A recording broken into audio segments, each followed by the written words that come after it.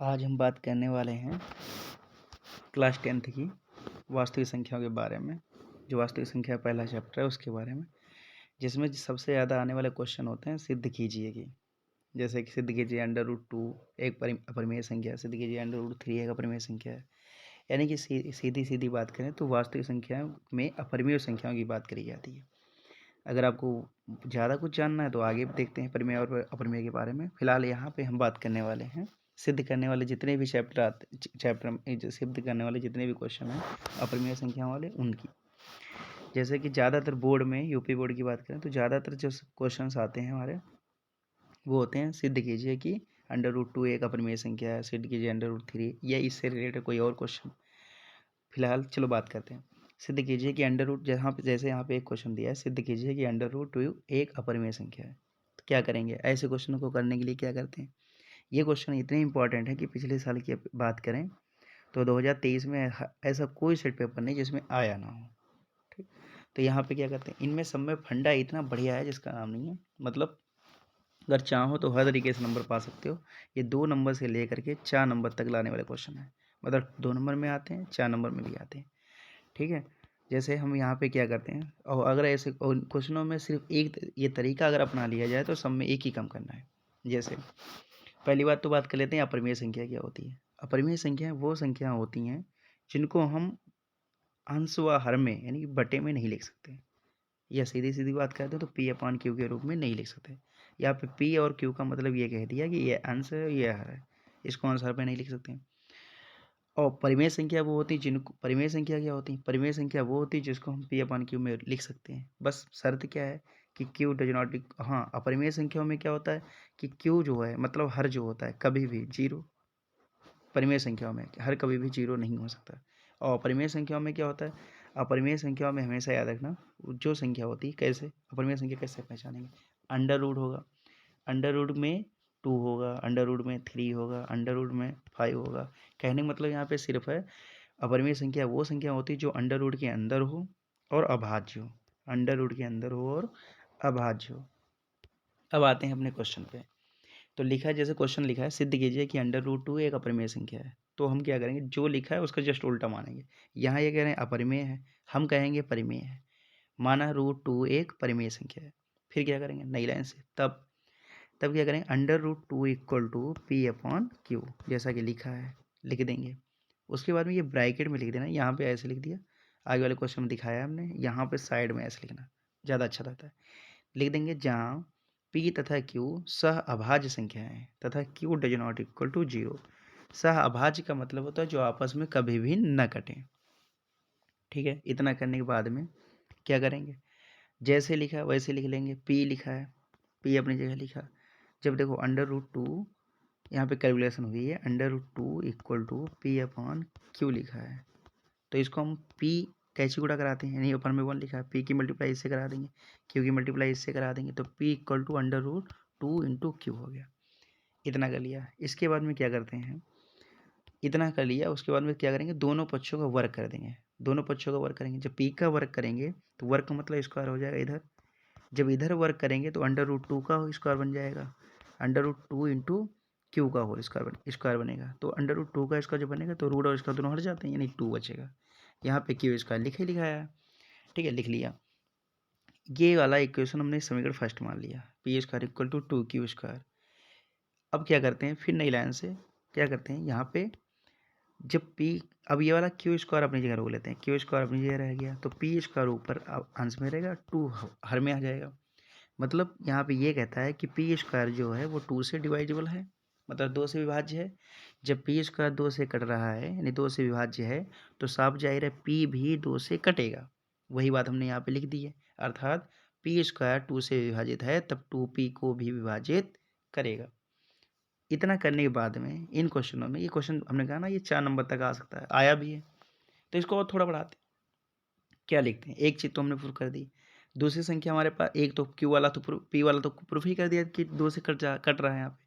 अब क्या करते हैं, Q वालों को भी डिवाइड करा देते हैं 2 से, इससे साफ जाहिर हो जाएगा जब ये कट रहे हैं और जो कि हमने मान रखा है उल्टा अभाज्य, प्रूफ हो जाएगा तुरंत ही। तो क्या करेंगे, पुनः माना P इक्वल टू 2R, जहाँ जहाँ ये R लिया है, R क्या है, एक पूर्णांक है, तो फिर क्या करेंगे, इतना करने के बाद में आर एक पूर्णांक है, फिर वैसे सेम हाल दोनों पक्षों का वर्ग करने पर वर्ग कर देंगे। जब वर्ग करेंगे तो पी का स्क्वायर पी स्क्वायर और 2r का स्क्वायर 2 × 4r² हो गया, इतना लिख लिया। फिर ऊपर हमने क्या किया था, अभी कहा था इसकी जरूरत पड़ेगी, क्या लिखा, P square equal to 2q², 2q² P square की जगह 2q² लिख सकते हैं, मतलब इस वाले पी स्क्वायर की जगह यहाँ पे हमने 2q² लिख दिया और ये 4r² पहले से लिखा है। अब क्या करते हैं, इतना करने के बाद में जो 2 है ये वाला 4 है, 2 × 4 होता है यानी कट कर दिया, यानी कि यहाँ पे हमारे पास बचा q² इक्वल टू 2r², इतना बचा। ये वाला r² अपनी जगह रखो, ये वाला q² अपनी जगह रहा, ये वाला 2 आ गया यहाँ। अब इससे देखो हमने क्या कहा था, यहाँ तो हमने प्रूव कर दिया कि पी स्क्वायर जो है 2 से डिवाइडेबल है, तो p भी 2 से कटेगा। यहाँ पे भी वही कर दिया कि q² जो है q² वो 2 से डिवाइडेबल है, तो q भी 2 से डिवाइड होगा, वही लिखा है, अर्थात q² 2 से विभाजित है तब 2q को भी विभाजित करेगा। इतना कर दिया। जैसे ही आपने ये दो काम किए नहीं, 2 नंबर ये हो गए, 2 नंबर ये हो गए, ठीक। लेकिन बस बशर्ते ये है कि ये जो मेन हेडिंगें बताई हमने ये जरूरी है कर लिखना। अब क्या लिखेंगे, नीचे लिख देंगे अतः, ये रट लो, अतः पी तथा क्यू में कम से कम एक उभयनिष्ठ गुणनखंड है। उभयनिष्ठ का मतलब क्या है कि 2 इसको भी काट रहा है और 2 इसको भी काट रहा है, 2 पी क्यू भी काट रहा है, 2 क्यू को भी काट रहा है, ये कॉमन होगी, उभयनिष्ठ गुणनखंड है। लेकिन परंतु इससे इस तथ्य का विरोधाभास होता है कि पी तथा क्यू सहभाज्य हैं। यही तो बात कही थी हमने कि जस्ट उल्टा कर देना है, ये सहभाज्य हैं। यहाँ पे हमने क्या कह दिया, यहाँ पे भाज्य कर दिया दोनों को, जस्ट उल्टा प्रूफ कर दिया। ये क्या हुआ, ये विरोधाभास हुआ, कह कुछ और रहे थे कर कुछ और रहे हैं, जो कि हमारी कल्पना की वजह से हुआ। इसलिए क्या हुआ कि √2 एक परिमेय संख्या है। यही तो कल्पना थी हमारी कि √2 एक परिमेय संख्या है। अतः कहने का मतलब क्या है, ये परिक्रमा गलत सिद्ध हो गई। अतः √2 एक अपरिमेय संख्या है। बस 4 नंबर में और क्या चाहिए, इतना हम लिख लेंगे, और 2 नंबर में आता है तब भी यही लिखिएगा, ठीक है। इतना करने के बाद में क्या करते हैं, ये तो बात हो गई √2 की। अगर बात, अब ये बात यहाँ पे और भी बता देते हैं, जैसे √2 हो, यहाँ पे जैसे √2 की बात कर ली, प्रूफ कर दिया हमने। अब बात आती है और कुछ आ जाए तो √3 आ सकता है, √5 आ सकता है, √7 आ सकता है। तो आपको कुछ नहीं करना, जहाँ पे 2 है वहाँ पे 3, 5, 7 लिख देंगे। जहाँ पे हमने 2 × 2 = 4 किया था, वहाँ पे आपको भी वही बस 3 × 3 = 9, 5 × 5 = 25, 7 × 7 = 49, इतना ध्यान रखना है। बाकी सब सेम वैसे मैटर छापना है। मैंने कहा ना, बस मैटर पे ध्यान दीजिए, बाकी सब इस क्वेश्चन में आ जाता है, कोई दिक्कत नहीं होने वाली। इसलिए प्रैक्टिस करो, जितनी प्रैक्टिस करनी कर लो। ये कन्फर्म मार्क्स हैं। ऐसी जगह पे मेहनत करना मुश्किल होता है जहाँ पे पता ही नहीं है कि क्या आना क्या नहीं आना, लेकिन यहाँ पे तो आपका कन्फर्म 100% श्योर है कि यही आने ही वाला है, और हर सेट पेपर में आएगा। 7 सेट पेपर बनेंगे, 7 में से 7 में कन्फर्म है। तो इसलिए जरूर ये 4 क्वेश्चन है, 4 तैयार कर लो, मतलब आपके 2 से लेकर के 4 नंबर फिक्स हैं, फिक्स। अब जैसे क्वेश्चन आता है, जैसे क्वेश्चन हमारे सामने आ गया, सिद्ध कीजिए कि 3√2 एक अपरिमेय संख्या है। सेम देखो वैसे लिखा है, बस क्या हुआ, √2 का मल्टीपल जो है यहाँ पे 3 कर दिया गया। यहाँ पे 3 की जगह कुछ और भी हो सकता है, जैसे यहाँ पे देख लो, 3 की जगह यहाँ पे 5 हो सकता है, ठीक है, 5 हो सकता है। फिर क्या है, 3 ये अंडर, हाँ 5 हो सकता है, 3 हो सकता है, 7 हो सकता है, नहीं कुछ भी हो सकता है। अंडर के अंदर संख्या भी बदल सकती है, √5 हो सकता है, √3 हो सकता है। अगर ऐसे मल्टीपल में क्वेश्चन आ जाता है तब हम क्या करेंगे, तब भी कुछ नहीं करना है, जो लिखा हो, जितना भी संख्या लिखी हो वही संख्या, बस जहाँ √2 लिखा है वहाँ पे वो संख्या लिख दी, माना 3√2, आगे सेम वही एक परिमेय संख्या है, तब 3√2 = P/Q, वैसे ही मान लिया। बस ब्रैकेट में क्या लिखना है, जैसे ये बताया था ऐसे लिखना है, जहाँ P तथा Q सहभाज्य संख्याएं तथा Q does not equal to 0। ये Q does not equal to 0 ही कहता है कि ये क्या है, एक परिमेय संख्या है।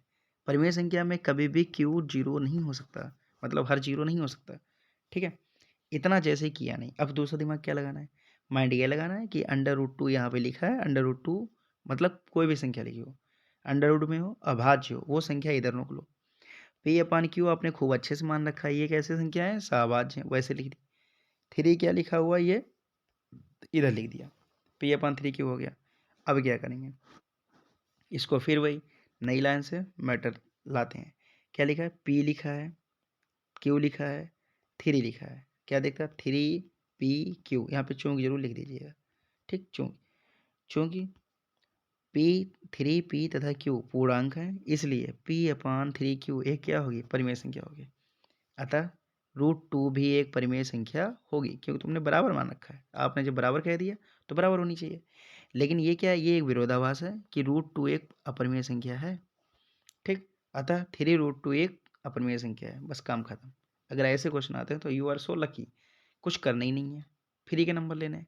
ऐसे ही इनमें संख्या बदल देंगे, बस काम खत्म। इतना क्वेश्चन है। अब जैसे तीसरी कंडीशन हमारे आगे ये आ जाती है कि क्वेश्चन की जगह पे क्या बदल दिया, या तो प्लस में दे दिया या माइनस में दे दिया। एक संख्या परिमेय दे दी, एक संख्या अपरिमेय दे दी। ऐसी जगह क्या करते हैं, ऐसी जगह हमारे फिलहाल सिलेबस में अगर बात करें तो सिलेबस में इतने ही तरीके से क्वेश्चन आता है। जैसे देख लो, इनमें सब में क्या हुआ है, इन सभी में क्या लिखा है, ये देखो जितने भी क्वेश्चन हमने लिखे हैं इनमें सब में एक ही बात है कि एक तो परिमेय है, एक अपरिमेय है, एक परिमेय है, एक अपरिमेय है, एक परिमेय है, एक अपरिमेय है। अगर ऐसे प्लस या माइनस में परिमेय और अपरिमेय संख्याएं आती हैं, ठीक, तब हमें क्या करना है, कुछ नहीं, बस बहुत आसान तरीके से फिर वही क्या किया, सेम वैसे लिख लिया। माना 3 + √2 एक परिमेय संख्या है। ये तो पॉइंट कॉमन ही है सब में। फिर वही बात, जो संख्या लिखी वैसे लिख दी, इक्वल टू P/Q लिख दिया, ब्रैकेट में वही बात लिख दी। ये इतना काम आप अगर कर देते हैं, कोई भी क्वेश्चन हो, तो एक नंबर तो आपका ऐसे ही हो गया। फिर नई लाइन से, अब देखो कितना आसान क्वेश्चन है। जो अपरिमेय संख्या लिखी है √2, वो वहीं रोक लेते हैं अपनी जगह पे। P/Q जो लिखा है वो ऐसे लिख देते हैं। 3 प्लस का है ना, पाछांतर करेंगे, इधर का उधर जाएगा, माइनस का 3 हो जाएगा। इतना कर दिया, जैसे इतना किया नहीं, काम इतना हो गया। अब क्या करते हैं, यहाँ लिख देते हैं नीचे, यहाँ P/Q तथा -3 ये वाला परिमेय संख्या है, तथा इनका अंतर भी क्या होगा, परिमेय संख्या ही तो होगा। इसलिए √2 एक परिमेय संख्या है। परंतु बात क्या होगी कि इस तथ्य का विरोधाभास है कि √2 एक अपरिमेय संख्या है।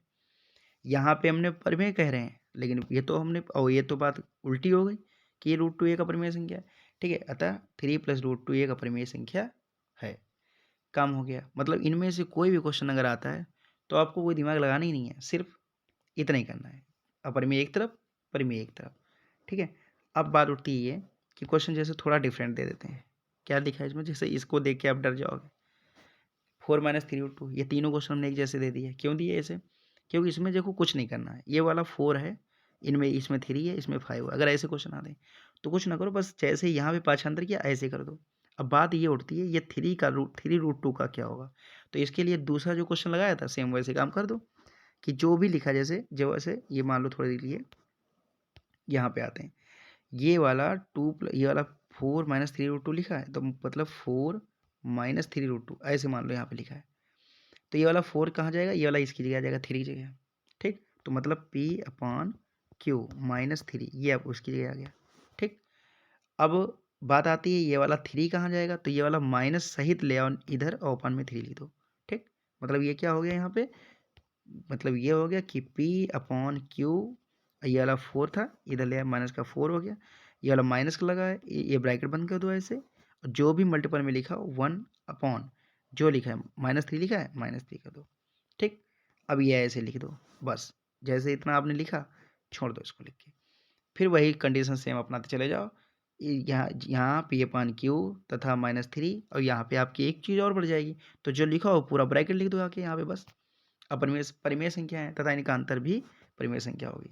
√2, अब यहीं पे बात जो भी हो, √3 जैसे √2 है, जैसे यहाँ पे √5 है, तो लिख दो √5 एक परिमेय संख्या है। परंतु इस तथ्य जब ये बराबर कर रहे हो तो ये तो परिमेय संख्या हो जाएगी, लेकिन ये क्या है, ये विरोधाभास है। तो ये विरोधाभास है कि √2 एक अपरिमेय संख्या है, अतः 3 + √2 एक अपरिमेय संख्या होगी। इतना करना है, मतलब ये क्वेश्चन आसान। इन सभी क्वेश्चनों में अगर थोड़ा दिमाग लगाना है, मतलब थोड़े मुश्किल क्वेश्चन जो हैं वो इस तरीके से होते हैं, जो मेरे हिसाब से यही 2 क्वेश्चन हैं, 2 हैं 3 मान लो, ऐसे ही हो सकते हैं। लेकिन इसमें कुछ ज़्यादा घबराने वाली बात नहीं है, बस थोड़ा याद होना चाहिए, एक थोड़ा फंडा है। क्या करते हैं देखो, इन क्वेश्चन में क्या करते हैं, सेम वैसे सिद्ध कीजिए कि √5 माइनस √2 एक अपरिमेय संख्या है। माना √5 माइनस √2 एक परिमेय संख्या है, जो वो अपरिमेय कह रहे हैं हम परिमेय कह रहे हैं, तब वही लिख के P अपन Q कर दिया। और तथा जहाँ P तथा Q सहवास संख्याएं तथा Q does not equal to 0। इतना तो हर क्वेश्चन में करना है तो करना ही है, बस इतना ध्यान रखते हैं। इतना ध्यान रखने के बाद में क्या करते हैं, अब देखो क्या ध्यान रखना है इसमें। जो ये लिखा है ये वाली बात जो लिखी है, देखो ये 5 माइनस √2 जो यहाँ पे ऊपर लिखा था equal to P upon Q, तो इसमें क्या करते हैं, इसमें कुछ डायरेक्ट नहीं कर सकते। दोनों संख्या अपरिमेय है, बस घटी या जुड़ी हो सकती हैं। क्या करते हैं, दोनों पक्षों का वर्ग कर देते हैं। हम उधर डायरेक्ट नहीं ले जा रहे हैं, क्यों, कैलकुलेशन हार्ड हो जाएगी। सबसे आसान काम यही रहता है। तो जब इसका स्क्वायर करेंगे तो जो संख्या हमारी लिखी है ब्रैकेट में, दोनों में जो अंडर रूट लगा हो, ध्यान रखना। यहाँ पे बीच में प्लस भी हो सकता है, माइनस भी हो सकता है, कुछ भी हो सकता है। तो ऐसी जगह क्या करेंगे, सीधा होल स्क्वायर करो। होल स्क्वायर जैसे हम करेंगे तो ये देखो, जैसे a माइनस बी बन गया, यहाँ पे हमारे पास a माइनस बी बन गया, तो ये क्या हो गया, a square plus B square minus 2ab वाला फार्मूला लग गया। यहीं पे अगर प्लस हो जाता तो यहाँ पे पूरा प्लस हो जाता। बस इतना करते हैं, इतना ही काम है नया। अब बात ये आती है कि हमें ज़्यादातर रूट से डर लगता है, अंडर रूट से। अंडर रूट से डरना नहीं है। अंडर रूट का मतलब होता है अगर उसके ऊपर स्क्वायर लगा दें तो रूट और स्क्वायर दोनों हट जाते हैं। कैसे, क्योंकि अंडर रूट का मतलब होता है किसी की पावर 1/2 होना, और जब उसकी पावर भी 1/2 कर दोगे तो पावर ऑफ रेडिकल्स यानी हिंदी में इसको करड़ी कहते हैं। करड़ी का नियम कहता है, क्या कहता है कि 1 अगर पावर पे रेडियस है और उसी की पावर कोई डिजिट दे रखा, उसकी पावर 1/2 है, मतलब √2 है, उसके ऊपर भी 2 लगा हुआ है, तो 2 और 2 कट जाते हैं, मतलब उनकी मल्टीप्लाई हो जाती है। यानी गुणा करने घातें जुड़ती हैं, और उसके पावर के ऊपर पावर हो तो उनकी गुणा हो जाती है, और भाग अगर दें तो घटती हैं। ये सब करड़ी के नियम होते हैं। अगर ज़रूरत होती तो आगे देखा जाएगा, बताएंगे इसके बारे में भी। ठीक, फिलहाल यहाँ पे इतना समझ लो काफ़ी। अब हम क्या करेंगे, जैसे यहाँ पे √5 लिखा है, इसका होल स्क्वायर कर दिया, तो इसका होल स्क्वायर करेंगे तो रूट और इसका दोनों हट जाएगा, नहीं अब 5 बचेगा, 5 लिख दिया। फिर √2 लिखा है, √2 का स्क्वायर करेंगे तो √2 का होल स्क्वायर करेंगे तो 2 आ जाएगा, मतलब 2 लिख दिया। माइनस है तो a square plus B square बताया ना, तो यहाँ पे प्लस हो जाएगा। फिर क्या करते हैं, इसका करने के बाद में फिर बात ये उठती है, 2 अपने पास ले आते हैं। ये लिखा ना 2 कहाँ से आया, अपने पास से लाए, मतलब फार्मूले से लाए, अपने पास से कुछ नहीं लाए। a माइनस बी का ऐसे देख लो। फिर एक बार दिखा देते हैं, a माइनस बी का होल स्क्वायर किया था तो ये a स्क्वायर हो जाएगा प्लस बी स्क्वायर हो गया माइनस 2ab। तो ये 2 कहाँ से लाए, फार्मूले से लाए। ये वाला माइनस का 2 ऐसे लिख दिया, इनटू a हमारे पास कहाँ से आया, जो √5 है, मतलब जो भी पहली डिजिट हो, इनटू जो b कहाँ से लाया, जो √2 है। ठीक, इतना कर लिया। जैसे ही इतना हमने किया, अब समझो, अंडर रूट और फिर under root, power of radicals, rules of radicals कहते हैं, मतलब घाता करड़ी के नियम जो कहते हैं, उनमें क्या कहते हैं, अगर किसी भी डिजिट की घातें जो समान है, क्या घातें यानी पावर अगर सेम है तो उनके बीच में क्या होता है, मल्टीप्लाई हो सकती है। तो यहाँ पे 5 2 कितना हो जाएगा, 10। क्या हो जाएगा, 10। ये 10 लिख लिया। 5 + 2 कितना हो गया, 7, बाकी माइनस इक्वल टू जो भी लिखा हो, P अपन Q का होल स्क्वायर रहना ही है, वही होना है, लिख दिया वैसे। आ गया। अब इतना जैसे हुआ नहीं कि हम तीसरे वाले फंडे पे पहुंचे नहीं, जो कि हमने बता रखा आपको। क्या करना है, बस सेम प्रोसेस, जस्ट उल्टा कर दें। बस नई क्या लाइन हुई, ये 2 लाइनें नहीं हुई, बाकी आपका सब हाल सेम है। 2 लाइन भी कहाँ नहीं हुई, ये वाली भी तो वर्क तो सब में किया है, इसमें भी कर रहे हैं। बस ये वाला फार्मूला यहाँ से थोड़ा लग गया, इतना कम नहीं आया। बाकी ये वाला क्वेश्चन जो है अभी रिपीट कर रखा है कि 2 संख्या दे रखी हो, जैसे कि देखो ये वाली संख्या, तो इनमें से क्या करते हैं, इतना कर लिया। अब देखो ये सेम उतना बन गया पोर्शन। अब क्या करना, जो भी यहाँ पे संख्या लिखी हो परिमेय संख्या, वो सब इधर ले आओ। जैसे यहाँ पे माइनस प्लस का 7 था, इधर ले आए, -7 हो गया, लिख दिया वैसे। जो अपरिमेय वाला मल्टीपल है और माइनस का प्लस का जो चिन्ह है वो पूरा वैसे रोक लो, नहीं तो कंफ्यूज हो जाओगे। रोक लिया। अब दूसरा स्टेप यही करना कि जो वाला अपरिमेय संख्या लिखी वो इधर ही लिख लेना, √10 अपरिमेय हो गई यहाँ पे। जो -2 वाला जो है, जो भी मल्टीपल में लिखा हो, वो सब यहाँ पे 1 के अपान में ले आओ, इसके अंदर मत ले जाना, क्योंकि आपकी कैलकुलेशन हार्ड हो सकती है, आप फंस सकते हैं। इतना कर लो, कोई ज़रूरत भी नहीं करने की, नहीं तो करना भी करते भी। अब यहाँ पे जो ये लिखा है, इतना जितना भी हमारा पोर्शन आएगा, इसमें बस वही बात कि चूंकि P तथा Q पूर्णांक हैं, जब ये पूर्णांक हैं तो ये पूरी जो संख्या होगी कैसी होगी, एक परिमेय संख्या है, अर्थात √10 भी एक परिमेय संख्या है। होगी बात नहीं भैया? जब ये परिमेय है तो ये भी तो परिमेय होगी, लेकिन ये तो हमारा विरोधाभास हो गया कि √2 ये अपरिमेय संख्या है। तो अतः क्या हुआ, √5 माइनस √2 क्या है, एक अपरिमेय संख्या है। इतना हमने करा नहीं कि हमारा नंबर फिक्स है, इसलिए ध्यान दें, बहुत ज़्यादा मुश्किल क्वेश्चन हो सकता है, बस इतना। और इसमें तो कुछ भी मुश्किल नहीं है, बस देखने में मुश्किल है। रूट देखा नहीं, डर गए, कुछ भी नहीं है, बस इतना ही करना है। बस इसकी जगह क्या हो सकता है, ये देखे यहाँ पे देखो माइनस लगा है, तो यहाँ पे प्लस का 5 हो सकता है, मतलब √5 प्लस √2 हो सकता है। बस कुछ नहीं, a² plus b² plus 2ab, formula लगा दिया, काम खत्म, इसका हो गया। जैसे दूसरा ये हो सकता है, दूसरा फंडा ये हो सकता है, जैसे √5 लिखा है, प्लस में √3 कोई भी डिजिट दे दिया, 3 दे दिया, 7 दे दिया, 8 यहाँ पे 11 दे दिया, कुछ भी दे दिया, काम सब सेम करना है। तो मेरा मेन मकसद इसमें था, मेरा मेन टारगेट इसमें यही है कि आप इनमें क्वेश्चनों पे ध्यान दें, मतलब ये जितने क्वेश्चन है उतने पे ध्यान दें, चलो ये पूरा चैप्टर आपका फिक्स है, ठीक है। और सीधा फंडा यही है कि आप पढ़ते हैं तो पहले तो विजन है आपका, जो भी चीज़ जैसे ये मैं जो कर रहा हूँ ये सब विजन है, आपको दर्शाया है। आप क्या करिए, इसको रिवीजन करिए, इसका जितना कर सकते हैं रिवीजन करिए, ठीक है। और रिवीजन करने के बाद में अब आप इस पर करिए कॉजिटेट, जिसको कहते हैं मनन करना, ठीक। यानी कि सीधा फंडा अपना लीजिए अपनी ज़िंदगी में, पढ़ाई अगर करनी है, पहला विजन देन रिवीजन, उसके सबसे बाद में जस्ट आफ्टर करिए कॉजिटेट। कॉजिटेट का मतलब होता है जो हमारे सामने किताब खुली रखी हो तब पढ़ाई नहीं है, किताबें जब बंद कर दी उसके बाद में जो मेरे दिमाग में चलता है वही पढ़ाई है। अब जो बाद में जो दिमाग चलता है उसको अगर हम अपने दिमाग में टारगेट बना लें तो वो काम कभी हम भूल नहीं सकते। जैसे मूवी देखने के बाद में, हम मूवी जब देखते हैं तो मूवी देखने के बाद में हमारे माइंड में वो चीज़ चला करती है जिसको कभी भी नहीं भूलते। तो सबसे अच्छी बात बेहतरीन यहीं पे है कि विजन करिए, फिर रिवीजन करिए, उसके बाद में उसके बारे में ज़रूर सोचिए, ठीक है। Thank you.